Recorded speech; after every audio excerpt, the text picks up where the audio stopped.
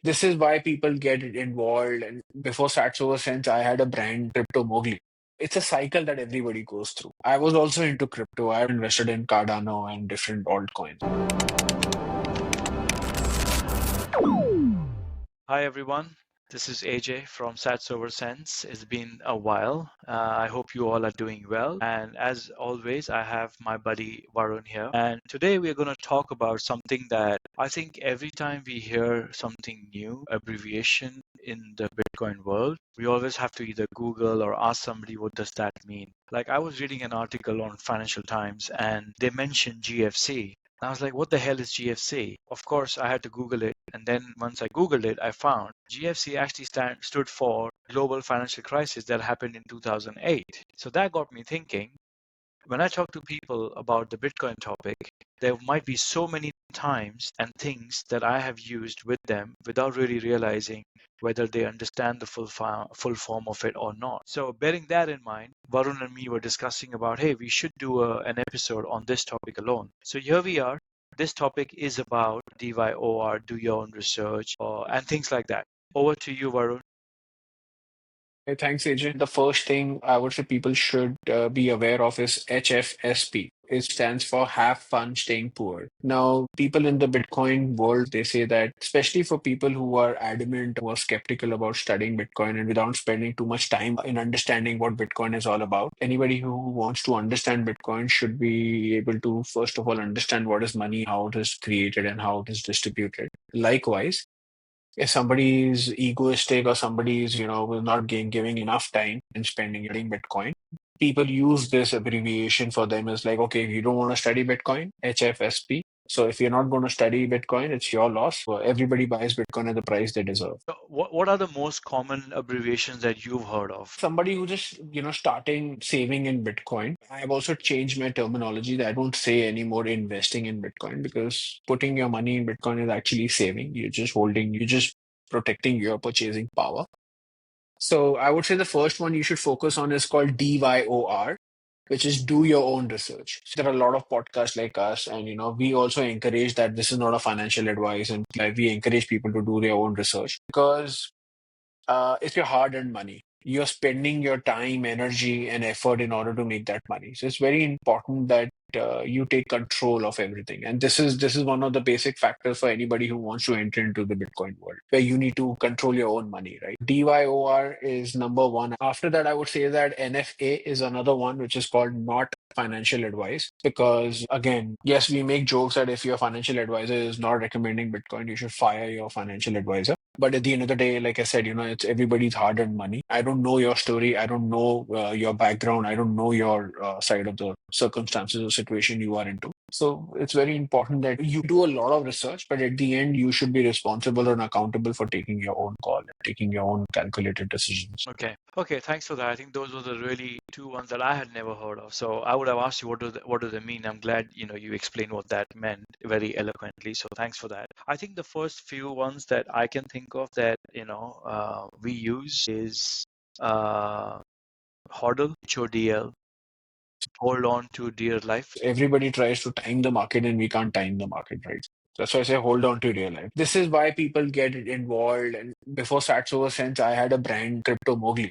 It's a Mhm, cycle that everybody goes through. I mhm. was also into crypto. I invested in Cardano and different altcoins. And the only intention was to make more Bitcoin out of the investment that you've already made. That was my pure intention. But nobody can time the market. And if you look at all the altcoins and BTC value, I mean, it's never going to go to that level because obviously there are various factors. Yeah, just to give you a little background that how Crypto Mowgli became SatsOverCents. Okay. And the reason it is called SatsOverCents is because we know that one Bitcoin is 100 million Satoshis, and short form of Satoshi is Sats. So people should rather save in Sats over cents. That's why this channel, this brand is all about education. It's all about getting to know Bitcoin from our perspective.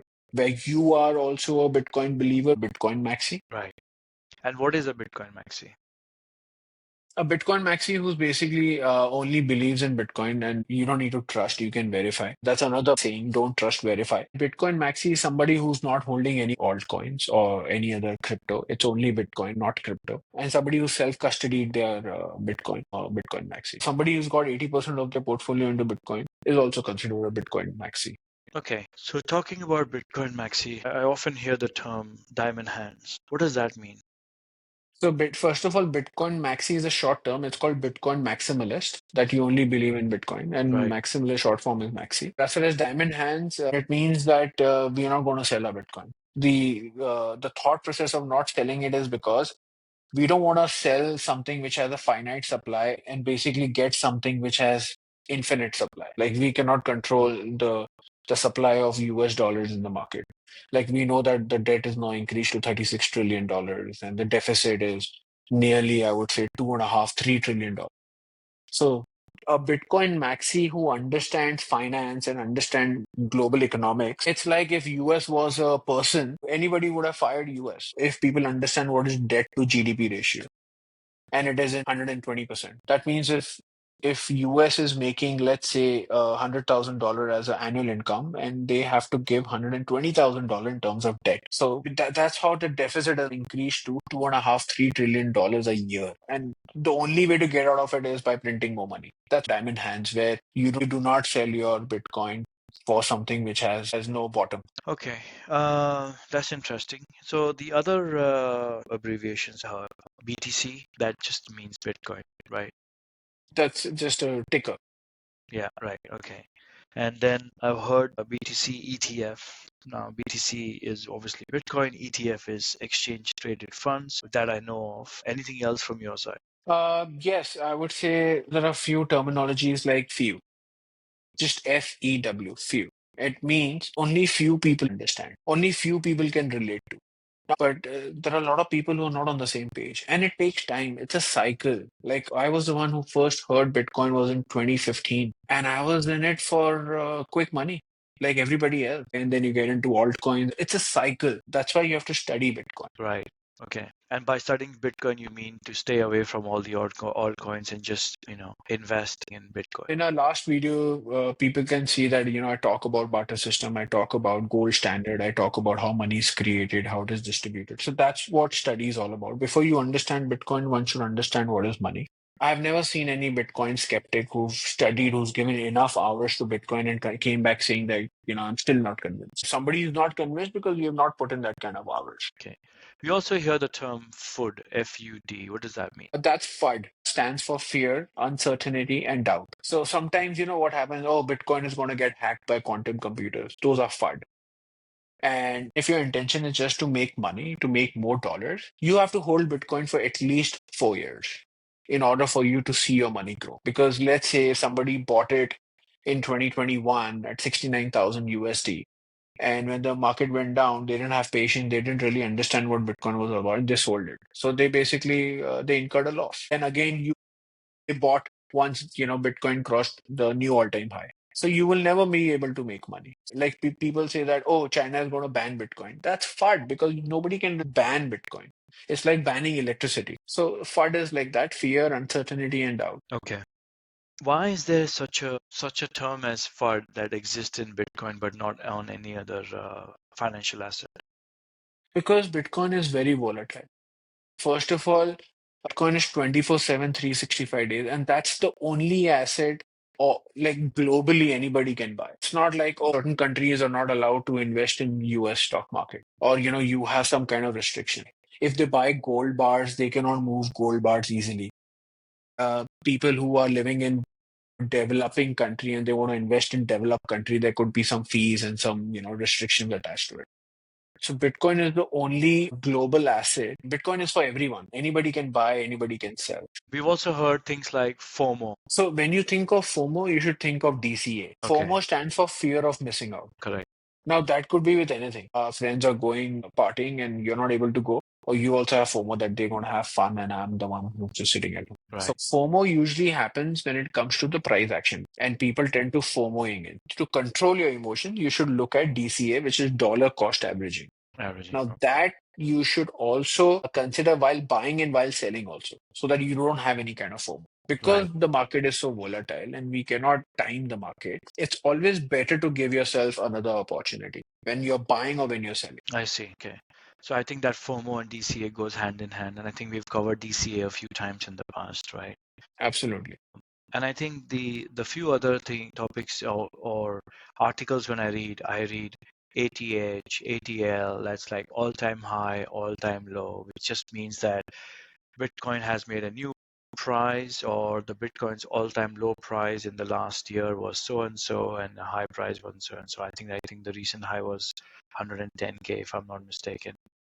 Close That to was that, the yeah. recent all-time high. So ATH. Apart from that, I've heard things like KYC. I think a few people might be aware of what KYC means. That's also known in the traditional finance system. KYC is know your client, where obviously you have to disclose your identification. You have to give all your personal information. They should be able to identify you as a person or as an investor. I think similarly, like KYC, we have AML, which is like anti-money laundering Money as well, laundering. Yeah. which is also used in the traditional finance. Okay, and then in regards to Bitcoin or crypto, I've heard a few abbreviations like POW and POS. What does that mean? Proof of work and proof of stake. Yeah. So proof of stake, ignore. Those are for altcoins or shit coins, whatever they Right, say. okay. Proof of work, that's how new bitcoins are created in the market through mining. That is proof. And then P2P is peer-to-peer. I think we've discussed that as well in the past. Just tagline of quote, not your keys, not your coins. That is something to do with self-custody, right? Now again, reminding yourself that what was the reason of getting into Bitcoin. If you have to buy Bitcoin and leave it on the exchanges, I would say rather go buy an ETF. You'll be much more secure, you'll be much more at ease, and you'll be at peace. But the only thing I got into Bitcoin is so that I have 100% ownership and 100% control. So you have to self-custody it. So not Right. your keys, not your coins. It says that you have certain Satoshis which are left on X or Y exchanges. And we've seen that with Mt. Gox or FTX exchanges that they've vanished overnight. And if tomorrow somebody tells me that it can happen with Coinbase or Binance, anything can happen. And if you are leaving your coins on the exchanges, then probably you didn't spend enough time to study Bitcoin. Okay, that's good to know. And then in when it comes to crypto and Bitcoin, we hear often DeFi, which is decentralized finance. Do you want to explain that quickly?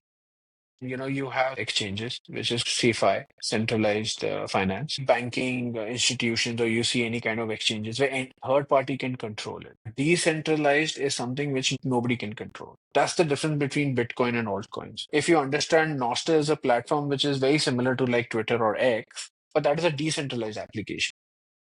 Now, you may have also heard about a hot wallet, which is called Trust Wallet. Now, that is also a decentralized application. That means that application is not controlled by anybody, but it's just that that's an application. But when it comes to finance, you have similar software, similar tools in order to trade or buy or sell.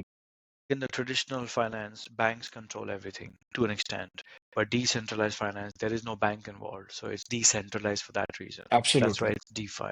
That's good. That's good to know. And then similarly, we have DEX, the decentralized exchange. Yes, like how you have centralized exchanges, we also have decentralized. That is called DEX. So the last two abbreviations that I can think of that comes to mind. One is ICO. Initial coin offering. Okay, and then It's like NFT. IPO, initial public offering, when Per you offering. when you think about stock market. Or I see. Okay, and then last one from my side is going to be NFT. that's again non-fungible token. Again, ignore that part. We've seen that what happened. A lot of people lost a lot of money. So again, I won't put too much focus on that. Okay, good to know. One which we missed out is BTFT, which is called buy the freaking dip. So anytime the market dips, that buy the freaking dip. Somebody who really wants to learn, they can go onto our Instagram account on SatsOverCents, look at all the posts, orange pilled. Now, I am educating you on Bitcoin, and because of my initiation of educating you in order to get into the Bitcoin space, I'm orange pilling you. So I'm Right, the motivating factor for you to go and study Bitcoin because I'm making you aware of the current broken system. And got it, if you're convinced and you go and buy Bitcoin, that means you're orange pilled. got it. It's a very rapidly changing environment. Coin crypto whole space. Abbreviations and slangs can very quickly, appear from nowhere, and we don't know where it is from. But I think it's best to kind of look it up because you never know which abbreviation gains popularity, quickly. But when in doubt, like I say, you always do your own research. Make sure that you know what you're doing, and always use reputable sites to confirm their meaning. That's it from me. Any closing remarks from you? Just one thing that if you are someone who's just getting into Bitcoin, I would say that just hold on to your coins, don't sell it, and remember, when in doubt, zoom out. So this is the last thing I want to mention. Bitcoin has dropped from 108,000 USD to now 95, 96, wherever it is, because you're looking at a very short timeline. But when in doubt, zoom out. And if Bitcoin is something which has been increasing 55% a year for last 10 years. There goes your answer. Okay, that's great. Thank you so much. Thank you everyone for tuning in. Don't forget to like, subscribe, follow us, which is SatsOverCents on various platforms, and I'll see you in the next one.